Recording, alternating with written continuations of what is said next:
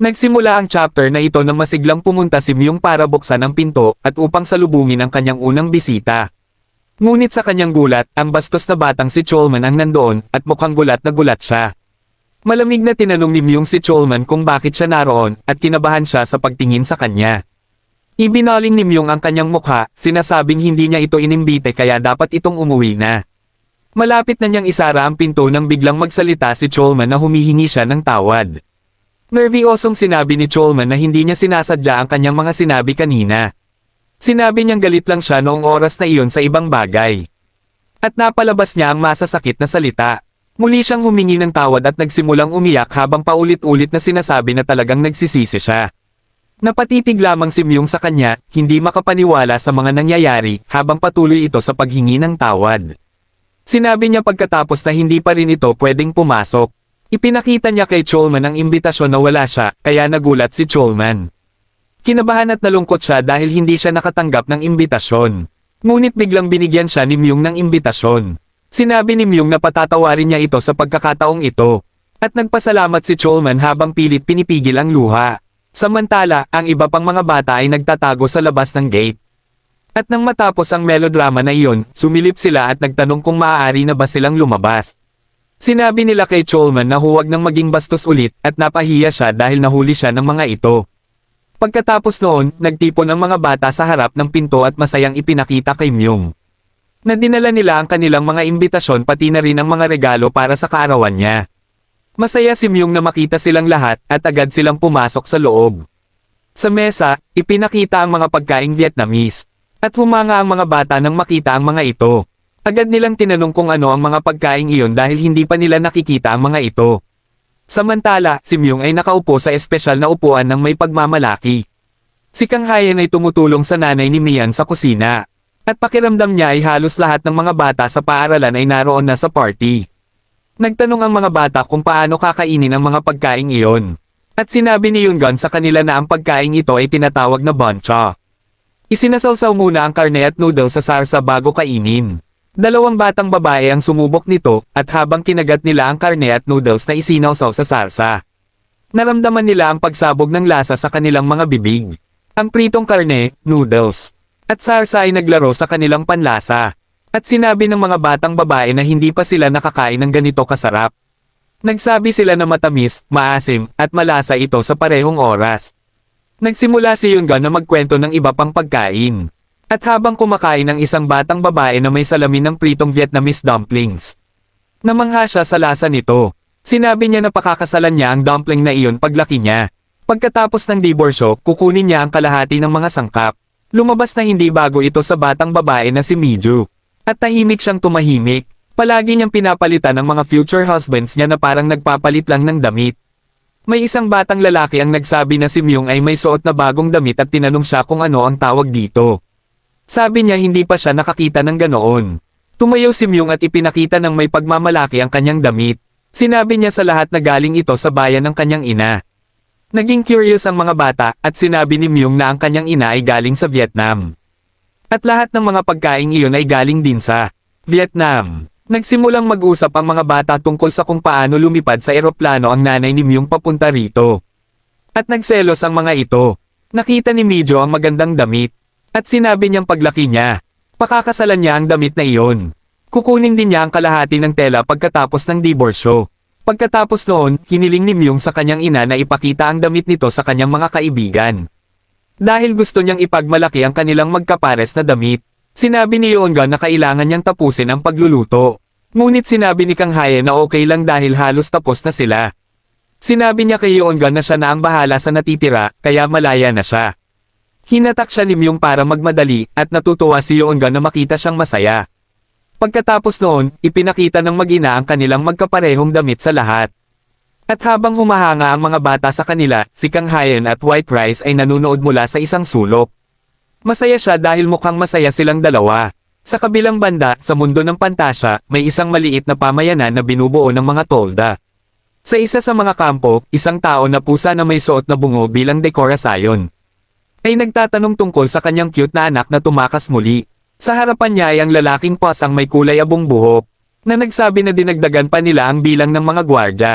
Ngunit tila nakatakas ang batang babae sa pamamagitan ng isang butas sa lupa. Tinanong ng pulang pusa kung pumunta ulit ito upang makita ang tao. At sinagot ito ng abong pusa ng oo. Naging curious na ngayon ang pulang pusa tungkol sa kakaibang tao, na nakakuha ng interes ng isang sagradong lobo at pati na rin ng kanyang anak. Inutusan niya ang abong pusa na imbitahin ang tao.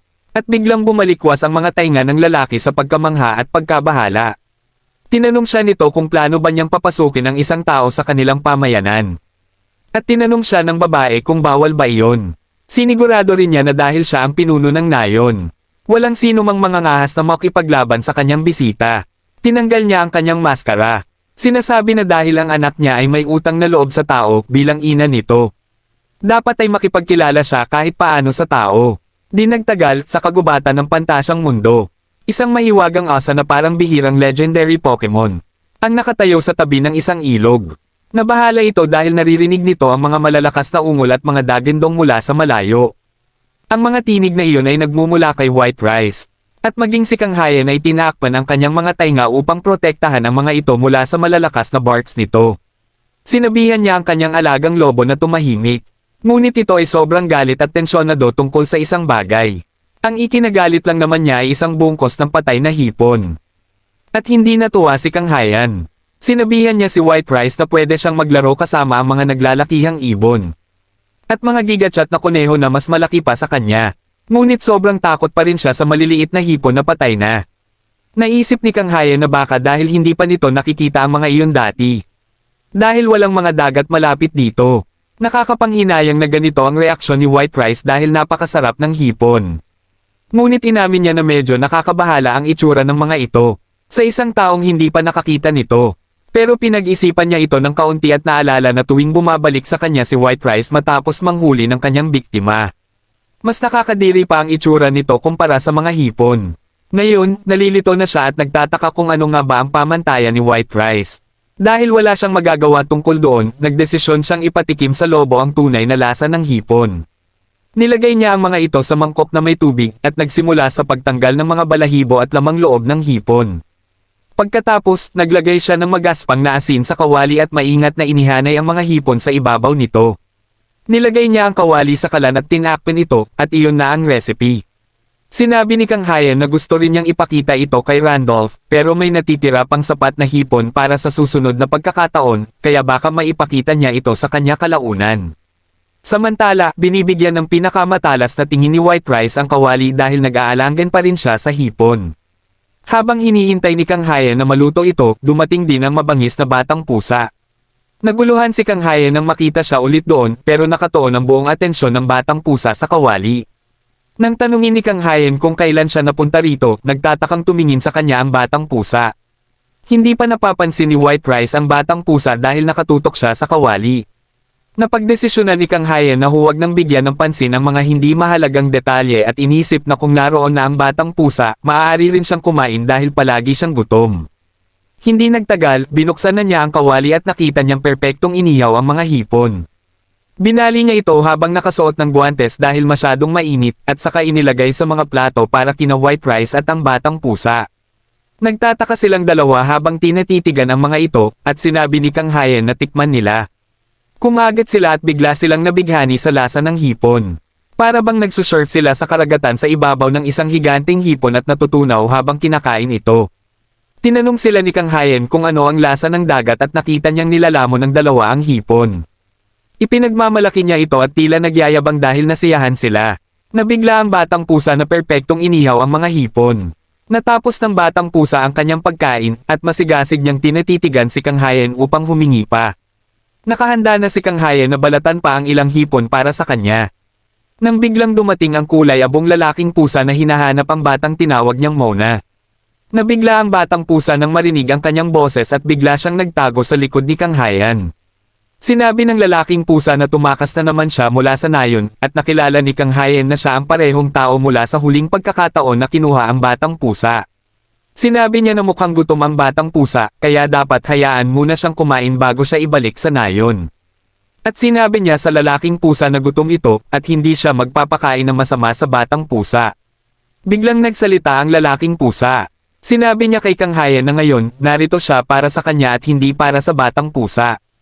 Kinabahan at natakot ng kaunti si Kang Hayan at tinanong kung ano ang gusto niya. Lumapit ang lalaking pusa sa kanya at binigyan siya ng malamig na tingin habang inutusan siyang sumunod. Naiwan si Kang Hayan na nalilito sa lahat ng nangyayari. Iyan ang katapusan ng kabanatang ito. Una sa lahat, hindi iyon ang tamang paraan ng pag-aanyaya ng isang tao. Pangalawa, tignan natin kung ano ang mangyayari kapag nakipagkita si Kang Hayan sa mga taong pusa sa susunod na kabanata.